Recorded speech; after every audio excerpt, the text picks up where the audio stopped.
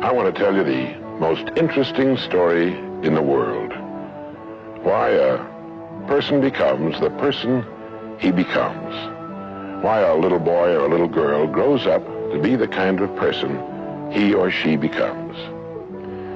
Now, the estimates by the experts in this field are that most of us are using somewhere around 5% of our real potential. Some experts say as little as 1%. It means that we're only giving about 5% of ourselves to what we're doing, to our days, our work, our families, everyone we know, our entire environment.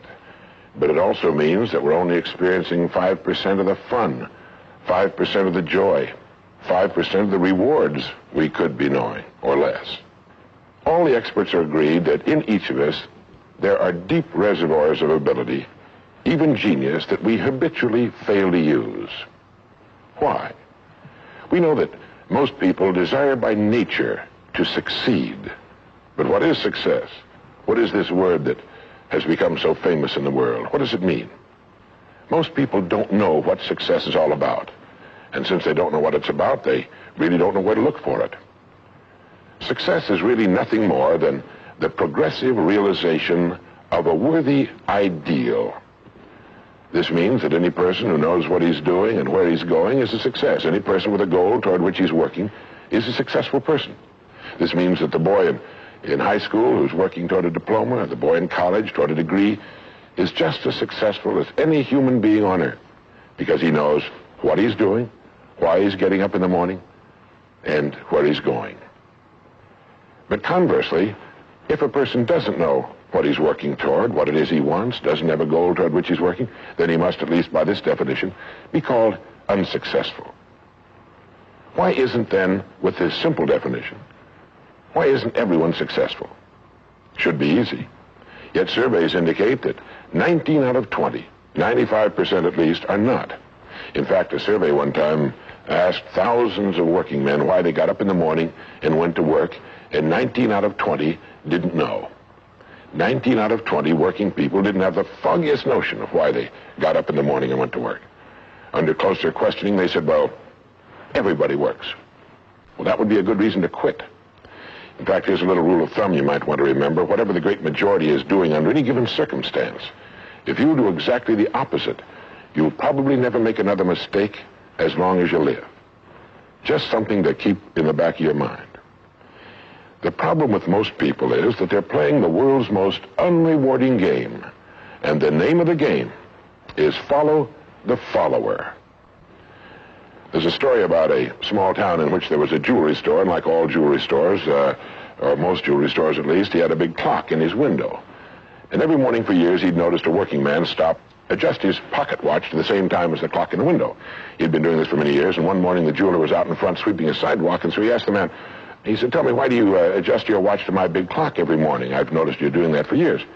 The man said, well, I'm the foreman down at the big plant. He said, I want to make sure my watch is correct because I blow the quitting whistle every night at 5 o'clock. The jeweler looked at him rather strangely for a minute, and he said, well, that's funny. He said, I've been setting that big clock in the window by that quitting whistle all these years. A very logical thing, but they could have been off 6 months. It was a case of a person just going along with what he thought to be correct without checking his references.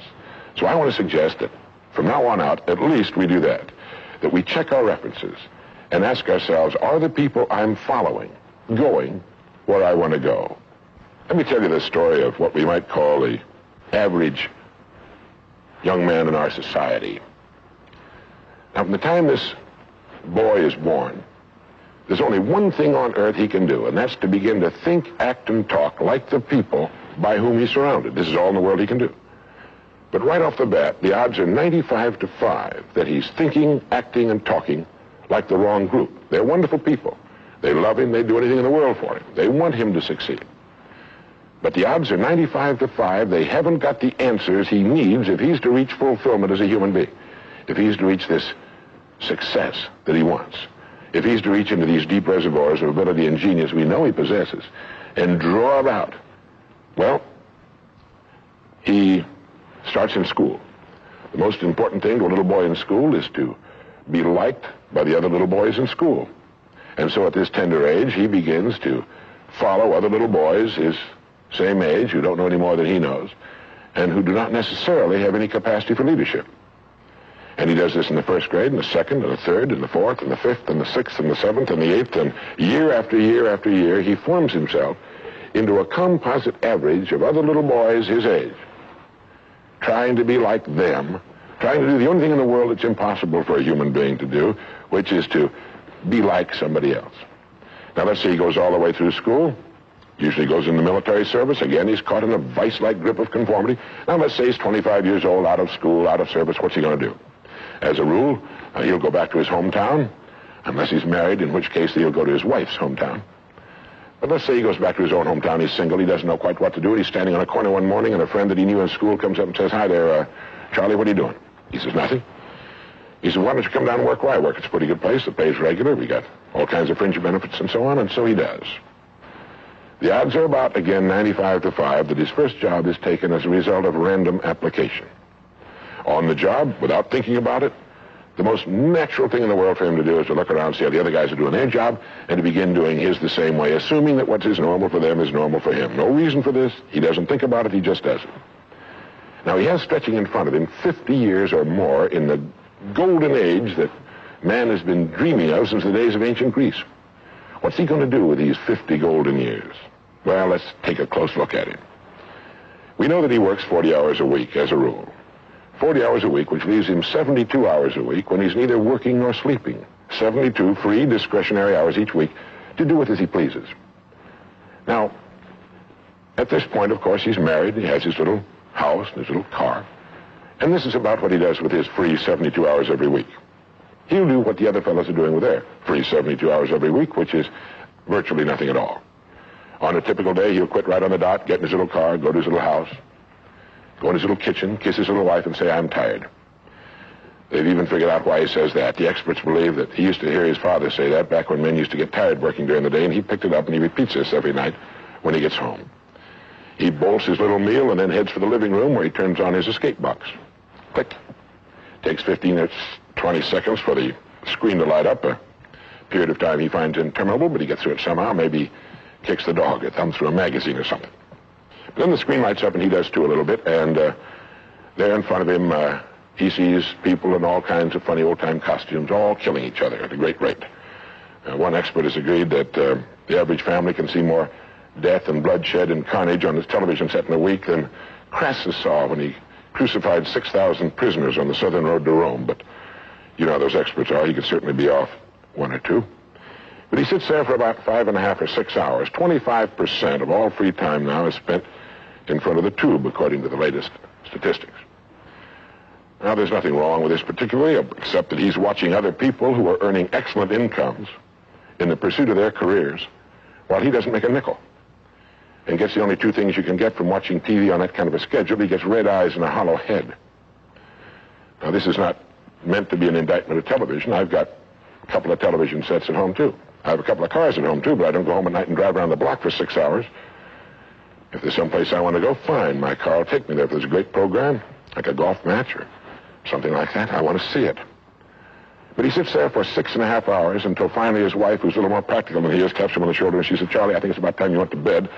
You've got to get up in the morning, go to work." He's okay, and he shuts it off. He knows how to do that. He just shuts it off and goes to bed.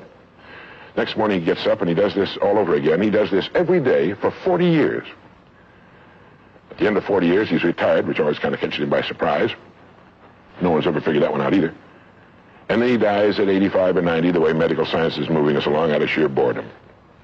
Well, what's the problem? Is there a tragedy here? Not really, if that's the way Charlie wants to spend his life, our mythical, hypothetical young man. If he wants to spend his life that way, that's his business. He lives in a free society, he can do anything with it he wants. But there's a terrible tragedy here if he's living that way because of the total lack of a decision. If he's living that way simply because he's still doing what he was doing in the first and second grade, and that's going along with the fellows up and down the block on the unspoken assumption that they know how to live, then there's a real tragedy there.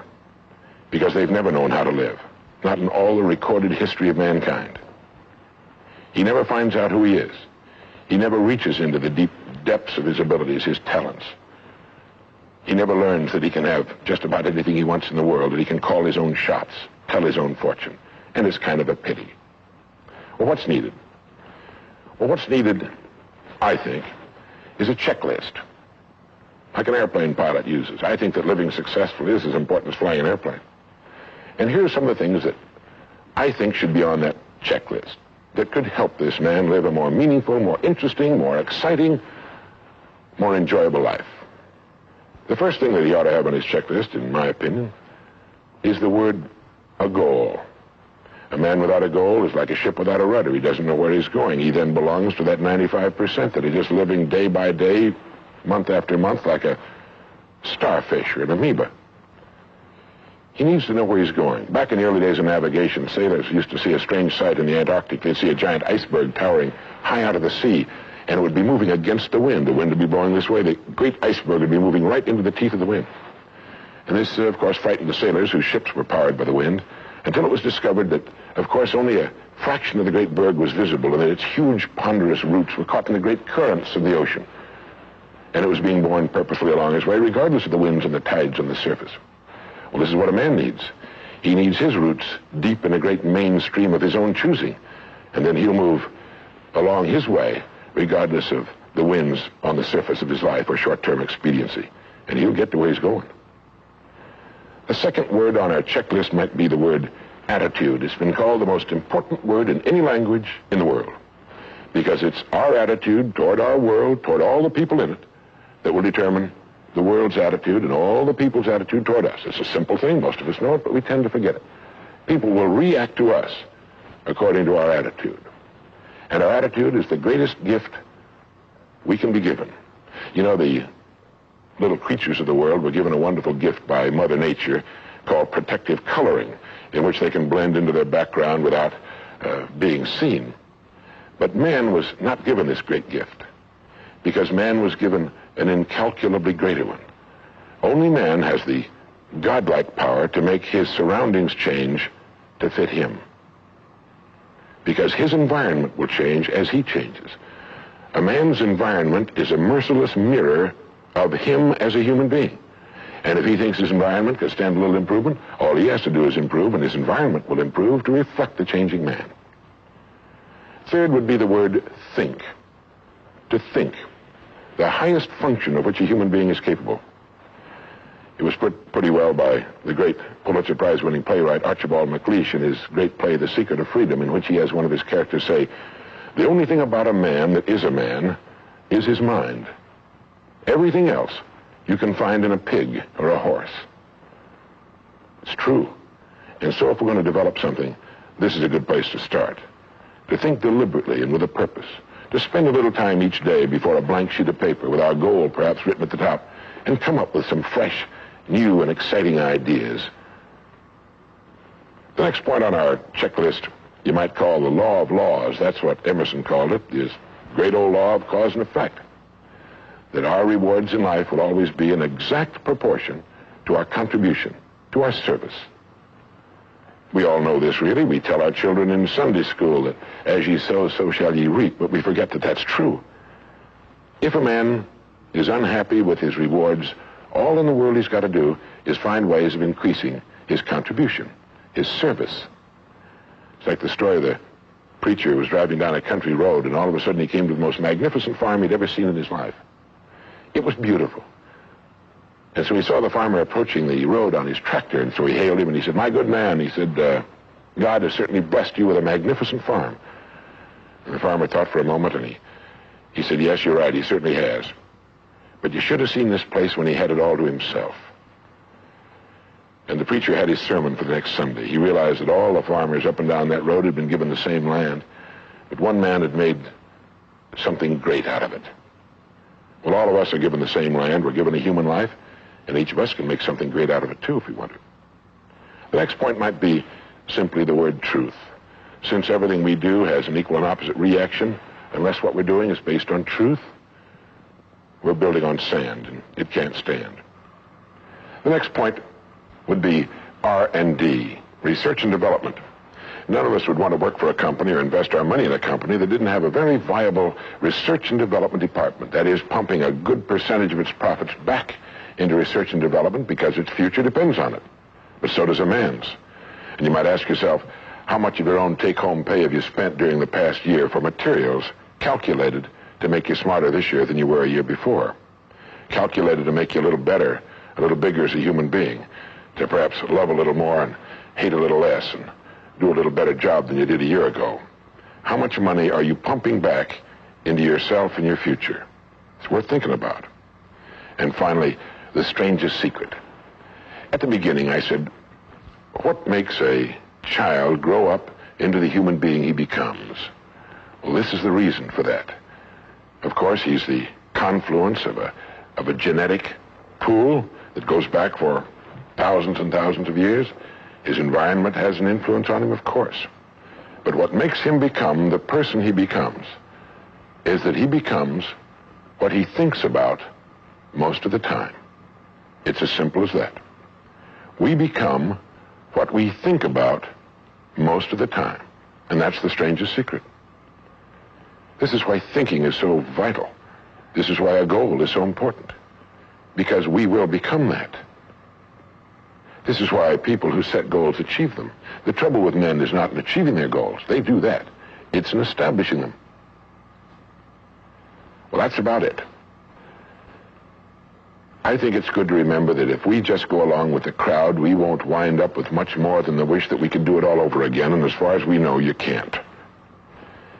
If we want to amount to anything as individuals, we need individual goals, individual thinking, individual actions, and we must never conform to the big group. We must love them, we must help them, we must serve them, because our whole success will depend on our ability to do these things.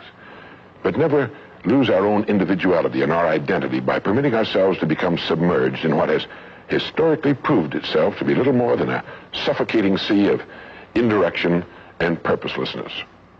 If we want to emulate someone, fine, but let's be choosy in whose steps we follow. It's the only life we've got.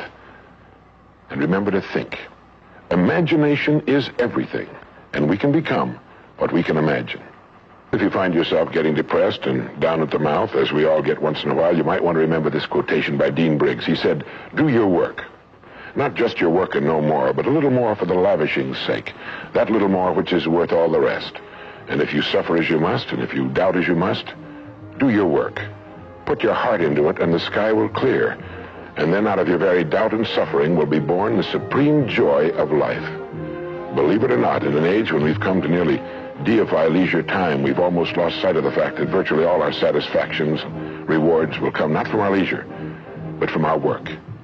And don't forget the strangest secret. We become what we think about.